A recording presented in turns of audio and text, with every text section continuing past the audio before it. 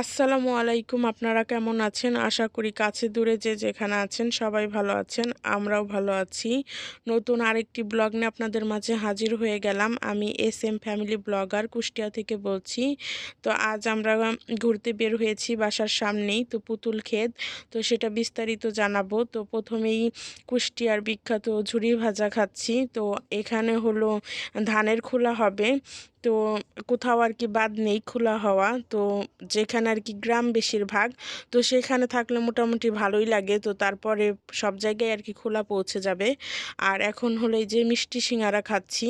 তো প্রথমে আগে খেয়ে নিয়েছি, তো তারপর আর কি মাঠ দিয়ে যেহেতু ঘুরবো তো এই জন্য আগেই খেয়ে নিলাম।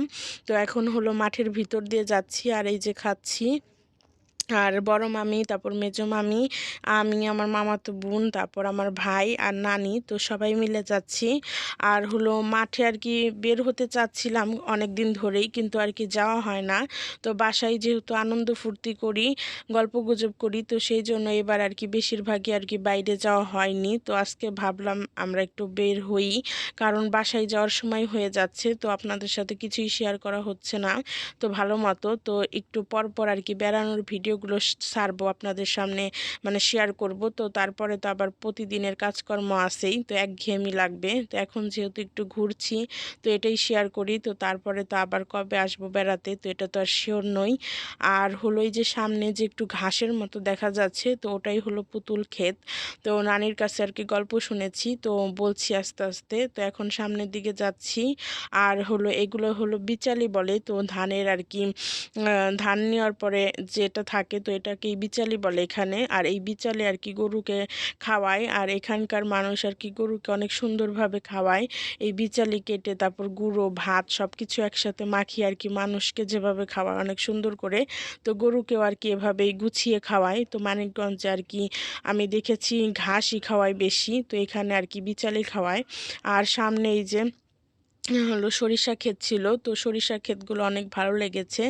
আর এখানকার এই ধানগুলো আর কি পোলাওয়ের চালের ধানও ছিল, তো সেটাও দেখেছি। তো সরিষা ক্ষেত দেখলেই তো সেখানে মানে ভালো লাগে অন্যরকম একটা, আর শীতের আমেজ তো সরিষা ক্ষেত এটাই।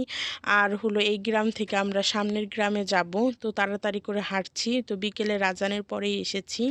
তো এখানে যে পুতুল ক্ষেতের কথা বলা হয়েছে, তো নানি বলেছে এখানে মানে কি মনে হয় পুতুল বানাতো। তো সেই সময় আর কি এখানে কুমার তারপর মানে ছিল, তো তারা আর কি এখানে পুতুল বানাতো আর ঘোড়া বানাতো। তো এখানে আর কি কিছু একটা আছে মনে হয়, তো সেই জন্যই। আর আপনারাও আর কি দেখলে বুঝতে পারবেন, কারণ এখানে কিন্তু বিশাল এরিয়া, তো কত আর কি মাঠ ঘাট রয়েছে। তো সব জায়গায় যেহেতু ফসল ফলাচ্ছে, তো এইখানেই কেন ফসলটা ফলাচ্ছে না, তো এটা দেখলেই বোঝা যায় যে এখানে মনে হয় কোনো কিছু থাকতে পারে। তো সেটাই আর কি শুনেছি, তো লোকের মুখে কথা আর কি শোনা। তো এগুলো এখন বাস্তবে নেই বা অনেকেই বিশ্বাস করে না, তো যার যার বিশ্বাস তার তার কাছে। তো আমারও মনে হয়েছে তো এখানে কিছু আছে, তো এই জন্যই আর কি এরকম রয়েছে। আর নানি এখন এই যে ধান দেখাচ্ছে, তো এটা হলো পুলায়ের ধান। তো এখান থেকে আর কি চাল উৎপাদন করা হবে, এই পোলাওয়ের ধান থেকে পোলাও হবে, পোলাও চাল। তো আর কি প্রথমে বিশ্বাস করিনি, তো তারপরে বাসনাটা পেয়ে আর কি মনে হলো ঠিকই আছে। আর এখান থেকে এই যে দেখাচ্ছি পুরো আর কি এত দূর আমরা হেঁটে এসেছি। আর এখানেও হলো এই যে অটো মিলের আর কি ধোঁয়া বের হচ্ছে, তো সেটাও একটু দেখালাম। তো এই জন্য আর কি পরিবেশও দূষণ হচ্ছে। আর শিল্প কারখানার কালো ধোঁয়া তো আর কি পরিবেশ দূষণ করে।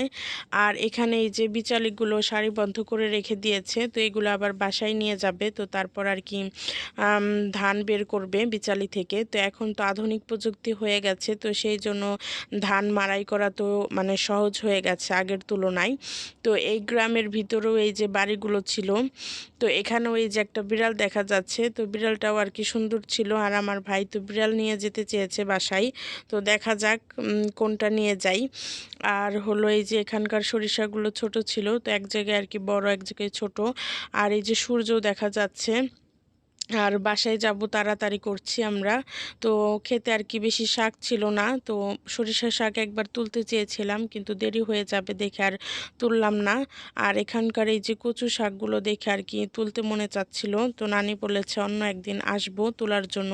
তো দেখা যাক তোলা হয় কি না আর যাওয়া হয় কি না, কারণ এক জায়গায় তো একবারই যাওয়া হয়, বারবার আর কি যাওয়া হয় না। আর এখানে যে ফুল ছিল, তো এই ফুলগুলো দিয়ে আমরা ছোটোকালে খেলতাম, তো সেটাই মনে পড়ে গেল।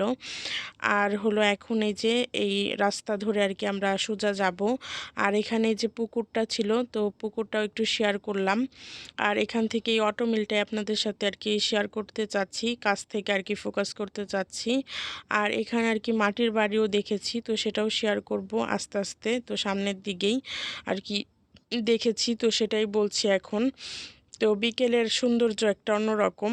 আর এখানে হলো ধানের, আর এখানে এই যে ধানের চারা দিয়েছে, তো এই চারা আবার আর কি খেতে লাগাবে। তো সরিষা মানে শেষ হয়ে গেলে তো তারপর আবার ধান দিবে। আর মানিকগঞ্জে তো 2বার ফসল হয়, এখানে 3বার হয়, যেহেতু কুষ্টিয়া উঁচু জায়গা। আর এখন হলো এই যে খাল বিলে ভরা, আর এই যে মাটির ঘর, তো নিচটুকু আর কি নেপেছে, তো উপরটুকু আবার নেপতে হবে মই দিয়ে, তো সেটাও দেখলাম। আর হলো মাটির ঘর তো অন্যরকম মানে দেখা যায়, যেহেতু আমরা সচরাচর দেখি না। আর এখানে এই যে পুঁই শাক হয়েছে, তো পুঁইয়ের আর কি ফুল হয়েছে, তো সেটা দেখাচ্ছি। আর এটা আমার খেতে অনেক ভালো লাগে। তো এখন এই যে সামনের দিকে যাব, তো পরবর্তীতে সামনের দিকে আরও দেখার জায়গা আছে, তারপর স্বর্গপুরও আছে, তো যাই হোক দেখা যায় কি না তো সেটা দেখব। আর এখন আর বেশি দূর যাব না, তো বাসায় যাব।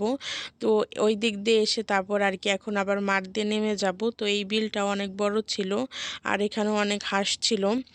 তো এই যে এখন আমরা মাঠ দিয়ে নেমে যাব। আর হলো এই বিলটা তো দেখানো হয়ে গেছে, তো ওই পারেও কিন্তু আরেকটা রাস্তা আছে। তো এদিক দিয়ে ওদিক দিয়ে আর কি অনেক রাস্তাই আছে, তো সব জায়গায় মানুষের বসবাস। আর এখানে এই যে চীনে হাঁস ছিল, তো সেটাও শেয়ার করলাম। আর আজকের মতো ভিডিওটা এখানেই শেষ করে দিব। সবাই ভালো থাকবেন, সুস্থ থাকবেন, আমাদের জন্য দোয়া করবেন। আল্লাহ হাফেজ, আসসালামু আলাইকুম।